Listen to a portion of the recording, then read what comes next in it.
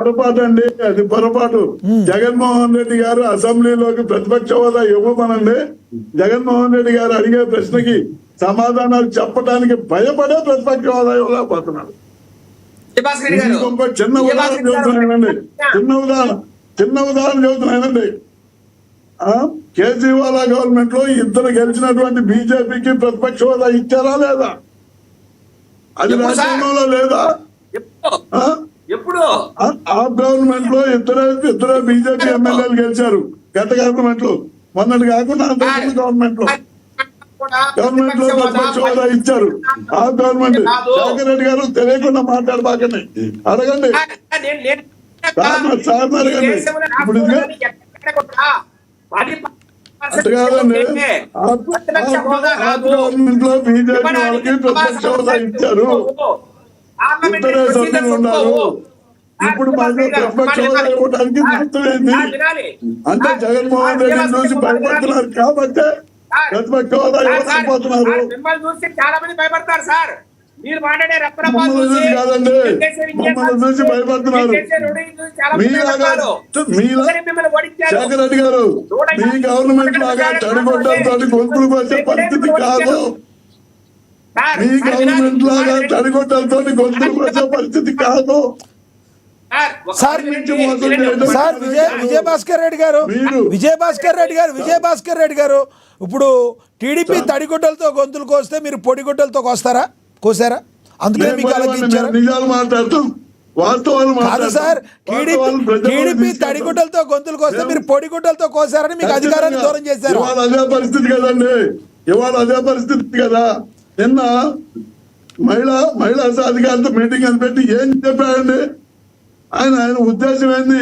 ముగ్గురు పిల్లల్ని కలమంటమా?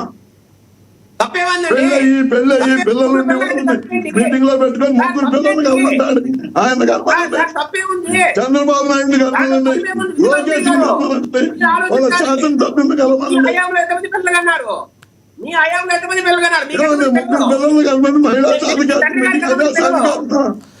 ఒక్క నిమిషం శేఖర్ రెడ్డి గారు, ఒక్క నిమిషం ఆగండి. ఇద్దరు మాట్లాడితే అర్థం కావట్లేదు. పాపం ఆయనకి బాధగా ఉంది. విజయభాస్కర్ రెడ్డి గారు మహిళా సాధికారత, మహిళల గురించి మాట్లాడాల్సిన మీటింగ్ లో పిల్లలను కన్నమని చెప్పమంటాం చంద్రబాబు గారు మాట్లాడటం తప్పని మీరు చెప్తున్నారు. పసిపిల్లల దగ్గరికి వెళ్ళి జగన్మోహన్ రెడ్డి గారు బడి పిల్లల దగ్గరికి వెళ్ళి ముగ్గురు పెళ్ళాలు పవన్ కళ్యాణ్ అని చెప్పారు. మరి అది కరెక్టేనా జగన్మోహన్ రెడ్డి గారు మాట్లాడింది? ముగ్గురు పిల్లలు ఉన్నారు కదండి, ఊరుకోండి సార్. పిల్లల దగ్గరికి వెళ్ళి మాట్లాడే మాట్లాగి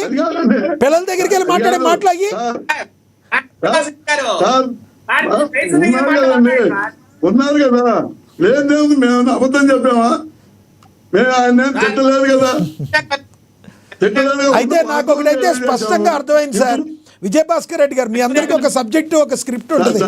ఎట్టా ఉన్నా కూడా మీరు పెద్దవాళ్ళైనా మీరు అదే స్క్రిప్ట్ లోపడి మాట్లాడాలి, చిన్నవాళ్ళైనా అదే స్క్రిప్ట్. ఇప్పుడే మీరేమన్నారు, ఒక్క మాట, ఆగండి, చాలా పెద్దవాళ్ళుగా హుందాగా మాట్లాడారు మీరు. ఏమని? అరే మహిళా దినోత్సవం రోజు వెళ్ళి చంద్రబాబు నాయుడు ముగ్గురు పిల్లలను కనమని చెప్తాడా? ఇదా అన్నారు. మళ్ళీనేమో పసి పిల్లల దగ్గరికి వెళ్ళి బడి పిల్లల దగ్గరికి వెళ్ళి మాట్లాడాల్సిన మాటలు మాట్లాడరా బాబు అంటే పవన్ కళ్యాణ్కి ముగ్గురు పిల్లలకి చెప్పారంటే అది ఉన్నదేగా అంటారు. ఎలా సార్ మీతో వేగేది? పెద్దోళ్ళైనా చిన్నోళ్ళైనా ఒకేలాగా మాట్లాడతారా?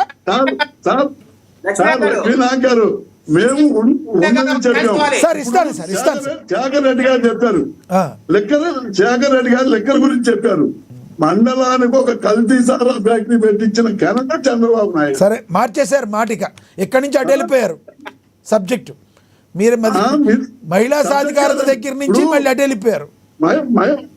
మహిళా అంటే ఇందాక ఆయన చెప్పాడు కదండి, లెక్కల కుంభకోణం మీరు ఖండించారు, మిమ్మల్ని కాదంటలేదు, మీరు ఖండించారు.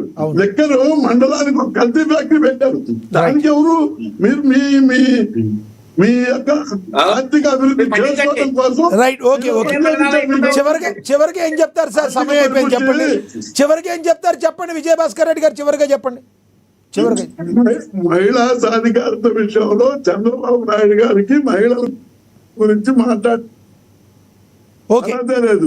Okay, right. పోతే అసెంబ్లీలో రైట్. వాళ్ళు మరి సామాన్లు వేశారు కదండి. రైట్ మీ అభిప్రాయం అర్థమైంది. ఎందుకంటే మా పక్కన రైట్ ఆ పక్కన నర్సరావుపేట ఎమ్మెల్యే గారు కృష్ణదేవరాయలు కత్తి తీయటం నామపెట్టడం కత్తి తీయటం నామపెట్టడం మాట్లాడలేదు మంత్రి లేదు. ఓకే సార్, మీ అభిప్రాయం అర్థమైంది. ఓకే విజయశేఖర్ రెడ్డి గారు 1 minute లో కంక్లూడ్ చేయండి ప్లీజ్. నేను అంటున్నా ఆడవారికి ఆస్తులు అర్ధభాగం కల్పించింది సార్ నందమూరి ఎన్టీ రామారావు గారు. అట్లాగే డ్వాక్రా రుణాలను స్టార్ట్ చేసింది సార్, డ్వాక్రా సంఘాలను స్టార్ట్ చేసింది సార్ నారా చంద్రబాబు నాయుడు గారు. వీరికి లేని మహిళా సాధికారత గురించి, వీళ్ళకి లేని పేటెంట్ రైట్స్ జగన్మోహన్కి ఉన్నాయండి. ఎవరైనా నవ్వుతారండి చెప్తే. Right sir. వీళ్ళ ఇప్పుడు ఎవరైతే మహిళల కోసం కష్టపడారో వాళ్ళు చెప్పుకోవాలి. ఓకే. ఇప్పుడు దీంట్లో ఎక్కడైతే ప్రాబ్లం లేదు కదా నేను చెప్పిన మాటల్లో. ఆడవారికి ఆస్తిలో అడ్డం కల్పించినప్పుడు ఎన్టీ రామారావు గారు కదా. డ్వాక్రా సంఘాలు స్టార్ట్ చేస్తే చంద్రబాబు నాయుడు గారు.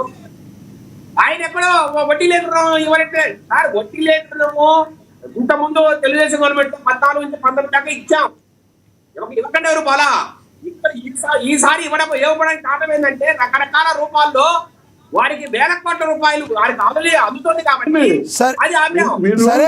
ఒకటైతే గుర్తుంచుకోండి, మీ టీడీపీ పార్టీ అయినా మీ కూటమి ప్రభుత్వం అయినా ఒకటైతే గుర్తుంచుకోండి సార్, ఎక్కడి నుంచి అయినా సాధ్యాల్ని లెక్కలోకి బేరీజు వేసుకుని మీరు ఇచ్చే మేనిఫెస్టోని మీరు రెడీ చేయండి. రాజకీయ పార్టీలు జగన్మోహన్ రెడ్డి గారైనా చంద్రబాబు నాయుడు గారు, అప్పుడు తర్వాత మీరు ప్రాబ్లంలోకి వెళ్ళరు.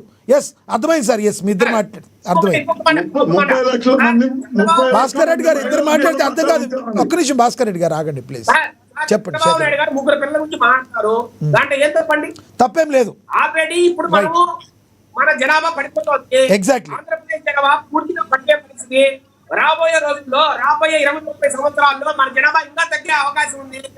మనకు ఇంకా ఎక్కువ మంది బిడ్డలు. అయితే అది తప్పు లేదు. విజయభాస్కర్ రెడ్డి గారు కాదు సార్, విజయభాస్కర్ రెడ్డి గారు చెప్పేది ఏంటంటే మీరు విడిగా ప్రెస్ మీట్ పెట్టి దాని గురించి చెప్పండి, ప్రాబ్లం లేదు.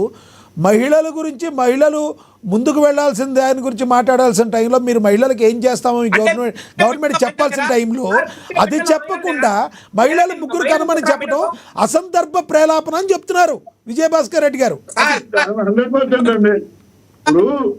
సార్ భాస్కర్ రెడ్డి గారు ఆగండి సార్, ఆగండి భాస్కర్ రెడ్డి గారు ఆగండి, చెప్పండి. శేఖర్ రెడ్డి రాష్ట్రానికి ప్రతి తల్లి ముగ్గురు బిడ్డలు కావడం అనేది చారిత్రాత్మక అవసరం. దానికి గణాంకాలతో సహా చంద్రబాబు నాయుడు గారు చెప్తున్నా కావచ్చు, బయట కావచ్చు. సార్ మహిళా సాధికారత రోజు మాత్రం కాకుండా ఇంకొక రోజు చెప్పాల్సిన అవసరం ఏంటి? ఇప్పుడు మహిళలకు సంబంధించిన విషయం ఏది కూడా మహిళలే కదా కనాల ముగ్గురు బిడ్డల్ని. రైట్. కాబట్టి వారికి ఎంతమంది చేశారు, మంచి చెప్పారు, దాంట్లో తప్పే ఉంది. ఇప్పుడు ఆ పుట్టే బిడ్డల్లో మహిళలు ఉండరా, ఆడబిడ్డలు ఉండరా? దాంట్లో ఏం తప్పు నాకు అర్థం కదా. మీ అభిప్రాయం? అప్పుడు సార్ ఎయిడ్స్ ను రూపుమాపాలని అసెంబ్లీలో మొత్తం అంతా ఎయిడ్స్ సంబంధించిన బిల్లులతో డెకరేట్ చేయించారు సార్ చంద్రబాబు నాయుడు గారు. అదే తప్ప అది. రైట్. దాని మీద అవగాహన కల్పించడం కోసం నిన్న అది మంచి మీటింగ్ లో మాట్లాడారు. ఓకే సార్, మీ అభిప్రాయం అర్థమైంది. అక్షర్ సత్య గారు క్లోజ్ చేయండి సార్, కంక్లూడ్ చేయండి. అక్షర్ సత్య గారు కంక్లూడ్ చేయండి సార్. సార్ వినిపిస్తుందండి? ఎస్ వినబడుతుంది, కంక్లూడ్ చేయండి సార్. మహిళా సాధికారిత అంటున్నారు కదా. మహిళా సాధికారిత ఎట్లాగంటే ఇప్పుడు జగన్మోహన్ రెడ్డి గారు ఉన్నారనుకోండి, మహిళలని సాధికారత కోసం, మహిళల అభ్యున్నత స్థితి తీసుకురావడం కోసం సీఎం పోస్ట్ ని ఇదిగా మా భారతీదేవి గారు నిలబెడుతున్నాను మహిళల మీద గౌరవంతో అని ఆచరణలో చూపించి భారతీ గారిని సీఎం చేస్తే అది మహిళా సాధికారతకి జగన్మోహన్ రెడ్డి గారు చేస్తున్న కృషి. అంతే తప్పించి సీఎం అని నేనే ఉంటాను, నా అడ్వైజర్లు అంతా సజ్జల రామకృష్ణ. భారతీ గారి దాకా వెళ్ళారు, షర్మిల గారికే ఆయన సీఎం అవటాకైనా షర్మిల గారికి ఇప్పుడు దిక్కులేదు, పత్త అతిగతి లేదు. మీరు భారతీ గారి దాకా వెళ్ళారు. మా మహిళా సాధికారత కోసం మా చెల్లిని సీఎం చేస్తున్నాను అని చూపించమనండి. అంతేగాని ఈ 10 ఉద్యోగం లేని మాట్లాడుతున్నాము. అలాగే చంద్రబాబు నాయుడు గారు కావాలన్న తప్పులే, కానీ ఆయన ఆచరణ చేసి చూపించాల్సి. ఆయనేమో ఒకరితో ఆఫ్ చేసేసారు, లోకేష్ గారు ఇద్దరితో అనుకుంటా. మీ ఇంట్లో ఇద్దరితో ఆఫ్ చేసేసి రిక్షా దొక్కుని ముగ్గురిని కనమంటే ఎలా పెంచుతాడండి? ఇది మూడోది. ఈ మన సార్ ఏమంటున్నారంటే చంద్రబాబు నాయుడు గారు మండలానికి ఒక కల్తీ లిక్కర్ షాప్ ఏదో కల్తీ లిక్కర్ ఫ్యాక్టరీ తీసుకొచ్చారు అంటారు కదా, దానికి కారణం వైసీపీ చేతగానితనం సార్.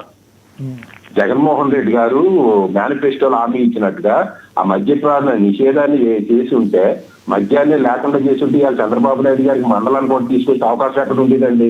దానికి మీ జగన్మోహన్ రెడ్డి గారి యొక్క చేతగానితనం, దానికి మీ జగన్మోహన్ రెడ్డి గారి